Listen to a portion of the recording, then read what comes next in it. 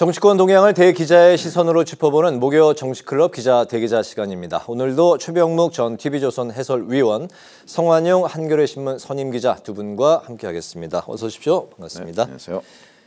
오늘은 최 위원님께서 발제해 오셨죠? 네, 오늘 그 선거구 획정에 대해서 합의를 했고요. 네. 그다음에 여야 간에 계속되고 있는 공천 잡음 이 두 가지에 대해서 말씀을 드리겠습니다. 네, 오늘 여야가 말씀하신 대로 총선을 41일 앞두고 선거구 획정에 극적 합의를 했습니다. 비례대표 한 석을 줄여서 전북 지역구 10석을 유지하기로 했는데요. 따라서 22대 총선은 지역구 의석수가 254석, 비례 의석수는 46석으로 조정이 됐습니다.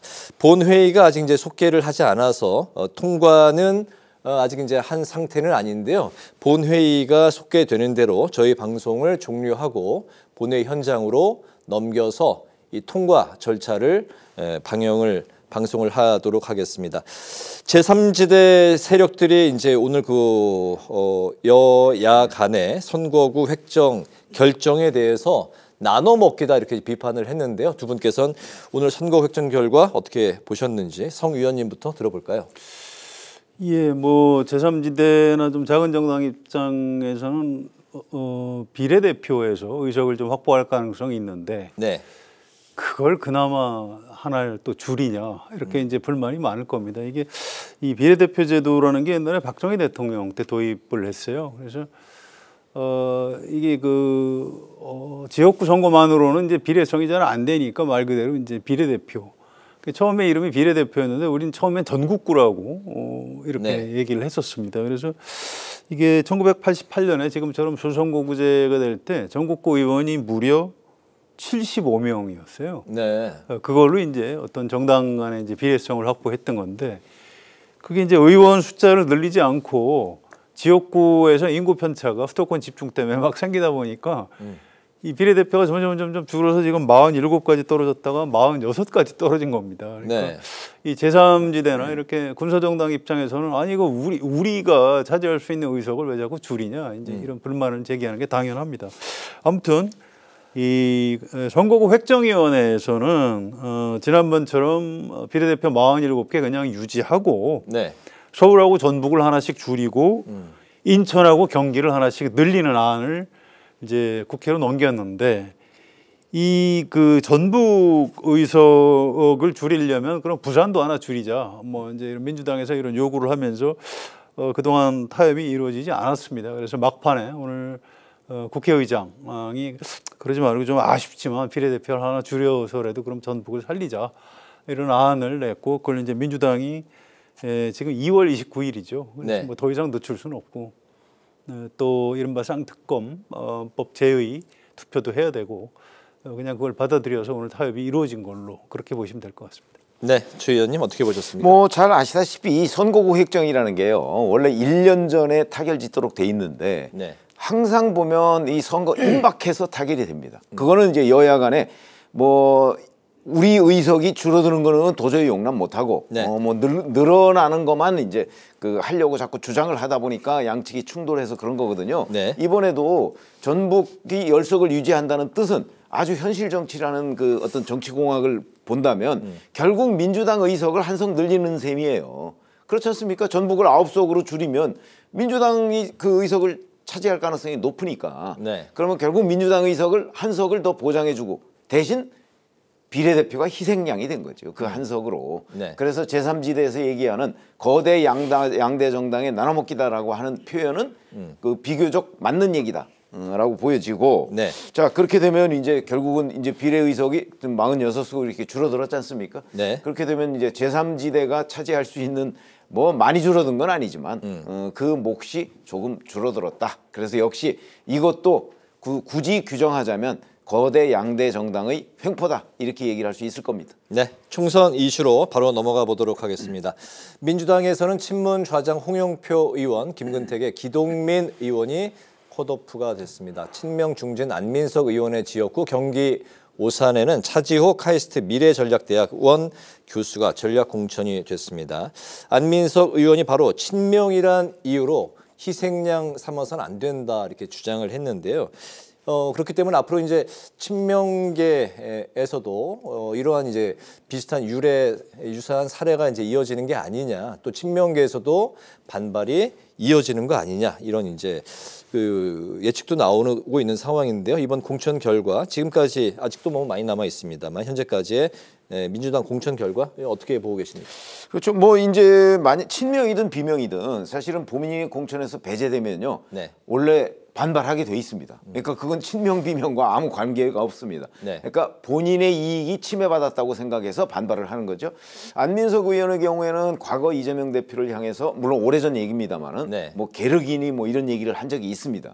아마 그런 것들 때문에 이제 친명계도 일부 저 희생을 해야 되겠다라고 했을 때 그 희생에 아마 몇 손가락 안에 드는 네. 그런 사례가 되지 않았을까 싶고요. 그러나 이제 전체적으로는 비명계들이 주로 지금 뭐 비명 행사 얘기가 당에서 있듯이 비명계들이 주로 공천 탈락이 되고 있는 거 아니겠습니까? 네. 아마 이재명 대표는 총선 후에 그 비명계가 좀 최소화되고 당내에서 친명계가 다수를 차지하는 그런 정당의 모습을 그리고 있는 것 같아요. 네. 그래서 이제 지금 이런 식으로 바꿔놓으면 네. 결국 나중에 이제 친명계가 대거 당선돼서 돌아오지 않겠습니까? 그러면 이제 이 당을 확실하게 이재명의 민주당으로 만들기 위한 작업에 착수했고 그 결과물들이 지금 하나둘씩 드러나고 있는 건데 문제는 이제 이런 반발들이 민주당 지지율 전체의 그 하락을 지금 가져오지 않습니까? 네. 이거를 이제 공천이 다 끝난 뒤에 만회하려고 해도 그게 완벽하게 만회하기는 쉽지가 않을 것이다. 저는 이렇게 봅니다. 여전사 3인방 뭐 먼저 하실 말씀이 있으실까요? 예, 그게요. 그 옛날에 제왕적 총재 시절에도 제왕적 총재가 이렇게 공천을 딱 주면 그러면 그 사람들이 다 그 제왕적 총재의 이른바 좀 부하처럼 뭐 이렇게 생각할 것 같지만 그게 그렇지가 않은 게요. 네. 당선되고 나면 내가 훌륭한 사람이기 때문에 당에서 나를 공천을 준 것이 이렇게 되는 겁니다. 그래서 이게 뭐 이재명 대표가 이제 뭐 일부 측근도 있고 대부분은 영입 인사예요. 네. 특히 이제 영입 인사들 같은 경우엔 아니 당에서 내가 필요하다고 해서 영입을 해서 내가 훌륭한 사람이기 때문에 국회의원이 됐다.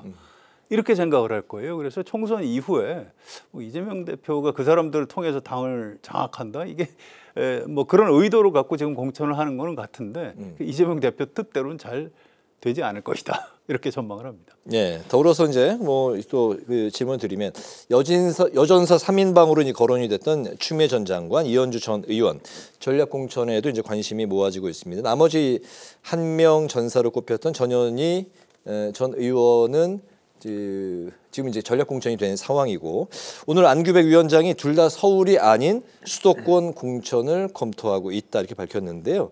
그렇다면 두 전 의원은 어느 지역, 수도권의 어느 지역에 좀 그 점쳐지는 데가 있을까요? 이 수도권 뭐 이 얘기하기 전에 이 여전사 3인방이라는 용어 자체에 대해서 전 굉장히 불만이 많습니다.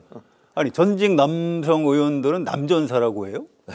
네. 아니 지금 이 시대하고 전혀 맞지 않는 표현을 안규백 의원은 도대체 뭐 그렇게 나이도 많지 않은데 왜 그렇게 꼰대 같은 표현을 쓰는지 저는 도저히 납득할 수가 없어요. 특히 전투력이 강하다고 평가를 받는다. 뭐 그런 취지에서 발언을 한 것 같습니다. 그게 여전사죠, 그게? 전투력이 강한 남자 전직 의원은 남전사라고 해야 되는 거 아닌가요?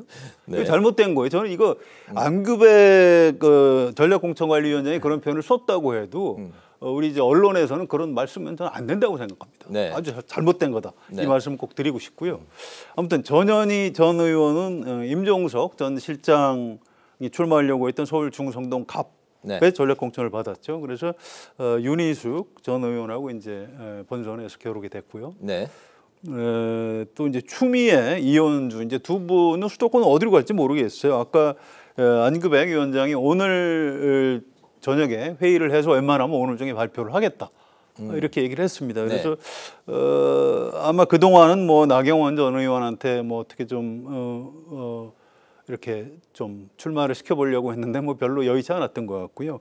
이현주 전 의원도 제가 알기로는 그 용인갑 그 정찬민 국민의힘 의원이 빠진 그 자리에 출마를 시키려고 했는데 거기도 이제 무슨 사정이 있는지 모르겠는데요. 뭐 권인숙 비례대표 의원하고 다른 두 분하고 해서 네. 3인 경선을 붙이기로 했습니다. 그래서 이제 다른 데로 좀 돌리는 모양인데 이 당사자들이 나가고 싶었던 선거구보다는 좀 어려운 데를 전략공천위원회에서 결정을 하고 뭐 당사자들은 출마를 안 하는 것보다는 출마를 하는 게 좀 나으니까 받아들이는 뭐 그런 수순으로 가지 않을까 이렇게 생각이 됩니다. 네, 지금 본회의장에 이제 의원들이 속속 입장하고 있는 상황이기 때문에 좀 속도감을 높여서 진행을 하도록 하겠습니다. 국민의힘 상황으로 이제 넘어가 보면 오늘 그 경선 지역 두 곳과 우선 추천 지역 두 곳을 이제 추가로 이제 발표를 했는데 인천 계양갑의 최원식 전 의원, 또 경남 창원 진의 이종욱 전 조달청장이 이제 출마를 하게 되었습니다. 그동안 이제 조용한 공천 대신에 또 물갈이 없는 공천이다 이런 이제 비판이었는데 앞으로 국민의힘이 새 인물을 수혈하기 위해서 좀 어떤 대책이 나올까요? 아니 그러다 보니까 이제 한동훈 국민의힘 비대위원장이 뭐 국민 추천제 얘기도 하고요. 네. 그다음에 뭐 비례대표로 보완하겠다 이렇게 얘기를 했는데 그거는 이제 뭐 40대 이하나 여성 뭐 이런 거는 비례대표로 보완할 수가 있어요. 네.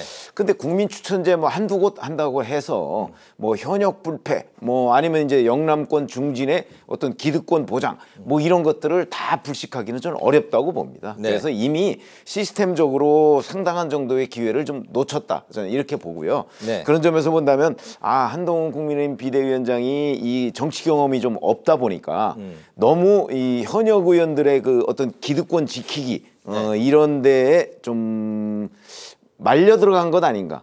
전 아마 전체적으로 보면 국민의힘이 그런 비판을 피하기는 어려울 거다 이렇게 생각합니다. 그래서 이제 비례대표에서 그런 부분을 보완하겠다. 일부 보완하겠다고 지금 하는 거죠. 네. 혁신 공천은 실패한 거고요. 네. 대신 안정감 있는 통합 공천을 한 겁니다. 그래서 뭐 그냥 그 자체로 승부할 수밖에 없어요. 또 꼭 그렇게 나쁜 것도 아닙니다. 집권 여당에서는 좀 안정감 있는 국정 운영을 위해서 네. 의정 경험이 있는 의원들을 다시 공천할 수 있는 거니까요. 아무튼 이 공천이 잘 됐는지 잘못됐는지 이건 총선 결과가 말을 해줄 겁니다. 국민의힘이 총선 사전투표 관리관이 투표용지에 직접 날인을 해야 한다 이렇게 중앙선거관리위원회를 연일 압박하고 있는데 본투표에서 관리관이 투표용지에 직접 도장을 이제 찍는 것처럼 사전투표도 같은 방식으로 이제 진행을 해서 부정투표 논란을 없애야 된다. 동의하십니까? 뭐 그런 주장이에요. 근데 그 중앙선관위에다 물어봤더니 그게 그렇지가 않은 게요. 본투표에서도 이 투표하는 유권자가 오면 그 자리에서 이렇게 찍어주는 게 아니고 한 20장이나 30장 묶은 후 미리 찍어놨다가 나눠줄 수밖에 없다고 합니다. 그런데 사전투표소는 투표소가 그렇게 많지가 않아요. 네. 그래서 거기에 그 관할 선거구하고 또 다른 지역에 투표하는 사람들하고 이게 떨어져 있습니다. 투표소 관리를 그렇게 할 수밖에 없고요. 네. 그래서 이제 관인, 직인 이거를 인쇄해서 용지에다 나눠줄 수밖에 없다는 겁니다. 이게 꼭 그렇게 필요하다면은 법을 바꿔달라는 거예요. 현행법하고 대법원 판례에 따르면 지금 중앙선관위에서 하는 방식에 아무 문제가 없다는 겁니다. 만약에 지금 국민의힘 요구대로 사전투표소에서 그런 식으로 관리를 하면 이 사전투표하러 왔다가 이 줄 서서 기다리다가 나 안 해 그러고 돌아갈 가능성이 굉장히 높다고 합니다. 네. 그래서 이거는 이 입법 권한을 갖고 있는 정당 또 입법부에서 좀 현실성도 좀 감안을 해서 적절한 수위에서 중앙선관위하고 얘기를 하는 게 맞는 것 같습니다. 임종석 전 실장 추후 행보에 이제 관심이 이제 크게 쏠리고 있는 상황인데요. 그 서울 중성동갑 민주당 후보 출마가 이제 좌절이 된 상황이죠. 실질적으로 지금 그렇게 된 상황인데 임 전 실장은 재고 요청을 했고 당은 이제 그럴 수는 없다, 번복할 수는 없다는 입장인데 그렇기 때문에 이낙연 공동대표, 새로운 미래 공동대표가 이제 합류를 기대한다 이런 입장인데 그렇다면 새로운 미래가 본격적인 몸집 키우기에 이제 나서고 있는 상황인데 친문 비명계 의원들이 추가로 이제 뭐 합류할 거다라는 기대감이 높아지고 있고 실제 현역 의원이 지금 2명으로 늘었습니다. 김종민 의원에서 박영순 의원이 합류를 했고 서른 의원도 이낙연 대표와 지금 접촉 중이다. 탈당 선언을 하면서 그렇게 밝혔습니다. 제3지대 세력들과 경쟁하고 있는 새로운 미래인데 앞으로 이제 기호 3번을 위해서는 이제 7석, 그러니까 지금 5석이 더 필요한 그런 상황이죠. 예. 가능하다고 보십니까? 이제 서른 의원의 경우에는 어느 인터뷰를 보니까 이제 본인의 지역구에 있는 유권자들은 무소속 출마를 차라리 하라 뭐 이렇게 요구가 많다 이런 걸로 봐서는 네. 지금 새로운 미래에 합류할지 여부 자체가 불투명하고요. 네. 그다음에 다른 의원들도 이제 홍영표 의원이 오늘 얘기한 거 보니까 뭐 탈당을 할 것처럼 이제 시사를 했어요. 네. 다음 주에 입장 발표를 한다고 했으니까 그럴 경우에 과연 할 수 있을 것인가? 그러니까 네. 새로운 미래에 합류할 수 있을 것인가? 이런 부분이 전부 다 미지수예요. 네. 근데 5석은 사실 꽤 많죠. 그런 점으로 본다면 5석으로 해서 기호 3번을 과연 획득할 수 있을까? 그건 누구도 자신할 수 없는 상황인데 네. 분위기는 될 것 같은 분위기인 것은 틀림없다 이렇게 봅니다. 네. 성 의원님. 네. 국민의힘에서 만드는 위성정당이 기호 3번 해서 비례대표 투표용지 맨 위로 올라갈 가능성이 좀 더 높은 것 같습니다. 네. 이게 기호 1번, 2번은 정해져 있으니까 뭐 방법이 없는데 4년 전에 민생당이 기호 3번으로 맨 위로 올라가서 맨 위에 올라갔으니까 좀 유리한 게 있을 것이다 생각을 했는데 그게 전혀 그렇지가 않았거든요. 그래서 이번에도 그러니까 민주당 같은 경우에는 이 불출마 선언을 한 의원들을 이른바 준위성 정당에다 보내려고 해도 싫다고 그래서 지금 의원들을 잘 못 보내고 있어요. 그래서 이게 그렇게 뭐 6석을 넘어서면은 뭐 맨 위로 올라갈 것이다 그렇게 보기 어렵고요. 지금 국민의힘 쪽에서 의원을 몇 명을 보내는가 이 문제하고도 관련이 있기 때문에 좀 더 지켜봐야 될 것 같고요. 한 가지 이낙연 전 총리가 일요일 날 아마 광주 지역구 출마 선언을 할 것 같습니다. 아, 네. 이 지역구를 정하지는 않았다고 하고요. 그래서 임종석 전 실장도 지금으로선 뭐 민주당을 탈당할 가능성은 별로 없죠. 문재인 정부 초대 비서실장이고 네. 뭐 정치적인 무게감이 있는 사람이죠. 그런데 이 지금 호남에서는 이 조국 신당의 이름이 혁신당이죠. 그 바람이 만만치가 않다고 합니다. 그래서 이 호남 민심을 잡기 위해서 이제 이낙연 전 총리의 뭐 새로운 미래, 또 조국 혁신당, 또 뭐 임종석 전 실장, 뭐 이런 분들의 어떤 이합 집산과 경쟁 구도가 지금부터 시작이 되는 겁니다. 그래서 네. 아마 다음 주에 이 정치 지형 좀 볼만한 장면들이 많이 펼쳐지지 않을까 싶습니다. 그런데 이제 비례대표 기호와 관련해서는 국민의힘은 사실은 맨 위에 올라가는 것보다는 두 번째에 올라가길 바래요. 그러니까 이제 아마 탈당시켜서 이적하는 현역 의원들의 숫자를 조절할 것 같아요. 자기들이 두 번째. 왜냐하면 네. 지역구가 2번이잖아요. 네. 그럼 민주당은 이제 첫 번째로 올라가면 제일 좋은 거고. 그래서 이제 국민의힘은 두 번째이기 때문에 네. 그거에 따라서 숫자를 이제 하고 새로운 미래가 이제 기호 3번이냐 아니냐는 거는 전국적으로 통일된 기호를 받으려면 네. 그러면 일단 7명이 돼야 되거든요. 네. 그것 때문에 지금 기호 3번 여부가 왔다 갔다 하는 겁니다. 알겠습니다. 오늘 한 줄 논평을 듣고 마무리를 하겠습니다. 성 기자님부터 들어볼까요? 예, 한동훈 위원장이 거의 매일 기자들하고 질문 답변 이걸 주고받는데요. 그 내용을 제가 이렇게 보면 주로 민주당 공천, 그러니까 국민의힘에 대한 질문을 해도 답변을 꼭 민주당은 이렇게 하는데 그거보다 우리가 잘하지 않느냐 이런 얘기를 하고요. 또 뭐 개혁신당 뭐 국고부 조금 반납하라고 이런 비판. 하고 그래요. 그래서 네. 집권 여당 대표인데 말이 좀 너무 날카롭고 공격적이다 이런 아쉬움이 있습니다. 그래서 아무리 좀 선거를 앞두고 다급하다지만 좀 정책 선거, 이른바 포지티브 선거 쪽으로 좀 끌고 갈 책임이 있다 생각이 돼서요. 오늘 한 줄 논평은 한동훈 위원장 좀 점잖아져야라고 하겠습니다. 네. 최 의원님.